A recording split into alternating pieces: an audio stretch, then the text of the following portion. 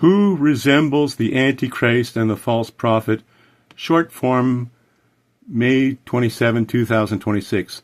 The purpose of this chat is risk mitigation and risk management due to the global crisis we now face. The Antichrist is highly correlated with the Great Tribulation in the popular prophecy book, The Late Great Planet Earth, 1970, Exhibit A, Hal Lindsey. But update The Late Great Planet Earth with USA as the true heir of Rome for the purpose of risk management and risk mitigation. Dr. Pusey, professor of divinity and so forth, Oxford University, has written Daniel the Prophet, 9 lectures, and that's from 1883. Now, that's an academic work which kind of gives you the Antichrist and the prophecies interpreted in 1883. Those are Exhibit A and B. The Great Supply Train Disruption 2026 resembles the Great Tribulation of Jesus Christ. DeepSeek, Singapore AI, Anthropic Claude AI, and generally AI concur that the crash or collapse of USA is imminent. That means it could happen this year, next year, 20 years. This is highly likely beyond a reasonable doubt because different models of AI agree, and that is Collective Exhibit C, which I've omitted. Similarly, these 3 AI have written numerous reports for me which indicate that the Great Tribulation prophecy by Jesus is or very much resembles the Great Supply Train Disruption of 2026, Exhibit D. I'm omitting it. Simply put, the destruction of oil and gas infrastructure by war, the destruction of the infrastructure by war, and the products such as diesel, nitrogen, sulfur, fertilizer, and other inputs required for industry and agriculture, including copper, aluminum, and so forth, indicate that instead of the surpluses we had up until a few years ago, there's now going to be global shortages, including shortages of food. These reports indicate to me that the industrial agriculture infrastructure is no longer capable of supporting the global population. This is pictorially indicated in the biblical image, Exhibit E, of the 4 horsemen, war, famine, disease, and death. This is a pattern that is probably repeated for 10,000 years. I've omitted this in this short form. In terms of risk mitigation and risk management, it is probably indicated to look for the Antichrist and the false prophet figures. Anthropic Claude by USA startup has written one of the best sermons I've seen in 30, 40, or 50 years about the Antichrist and the false prophet, Exhibit F, dated on or about April 11th. It's implicit that history or a tribunal or judge or judges will make the final decision about who the Antichrist and the false prophet are. There are obvious candidates who resemble the features of or properties described in the prophecy and the Bible. You can check popular prophecy book, The Late Great Planet Earth by Hal Lindsey, and then check the news. But remember to update The Late Great Planet Earth with USA as the true heir of Rome. A simple model of history is Spain, Netherlands, England, USA. Spanish Empire, Netherlands Empire, British Empire, and American Empire, corresponding to the 4 successive empires in Daniel the Prophet, pictured in Exhibit G.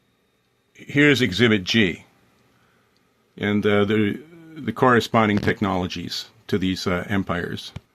Remember, this is a simple Daniel the Prophet model, and academics would obviously dispute this. Here's a timeline of history. I think this is going back. Mostly the focus is on the past 6,000 years, but it does cover Neolithic, Mesolithic, and Paleolithic. That was Exhibit G. And Exhibit H represents our species, our hominid species, as the only species of hominid that has survived. And if you do a timeline covering the entire time period, it looks like it comes to an abrupt point, climax, or halt. Now, I had asked the AI to do the curve going upward, but it wasn't cooperative. Exhibit F is 23 pages long, but I'd like you to see some of the highlights of this. The most authoritative prophetic test for evangelical eschatology is not Hal Lindsey, not Hagee, not Pusey, or any contemporary commentator. It is Jesus himself. And that would be Matthew 24, Mark 13, Luke 21, Olivet Discourse. And eschatological due diligence begins and ends here. Jesus explicitly qualified the Great Tribulation with the phrase that demands attention, quote, such as has not been from the beginning of the world until now, no, and never will be, end quote. This is a qualitative threshold, not merely a quantitative one. The question for due diligence is not, is this bad, but is this unprecedented? And that's exactly what the experts are telling us about the great supply chain disruption 2026. Jesus said, but about that day, hour, no one knows, not even the angels in heaven, nor the Son, but only the Father. And the AI comments, this is not a minor qualification, it is a direct prohibition on confident date setting and individual identification. Any framework that produces high confidence in specific timelines should be held with corresponding suspicion. Like you can't really predict the stock market crash. I mean, if you could, you'd be like super rich, right? And the report says the structural parallel to Saitamia's closure of the Strait of Hormuz and Bab al-Mandab, blocking 25% of the world energy supply and 12% of the global trade, is not a forced reading. It's a reasonable structural correlation that warrants serious consideration. The AI says the current U.S.-led order in April 2026, possessing unmatched military capability while simultaneously experiencing internal polarization, ally defection, and credibility erosion through missed deadlines and contradicted commitments, exhibits exactly this iron and clay pattern of Daniel the prophet. The track record of confident prophetic identification is uniformly poor. Hal Lindsey identified the Soviet Union as Gog, Magog, and EEC as the revised Roman Empire. Both identifications failed. The EEC, Europe, is a victim of the Ukraine-Russia war. It is a victim of the USA IDF Israel war and Iran. The Europe is a victim. They are not the protagonists. They are not leading these war crimes and genocide. They are the victim.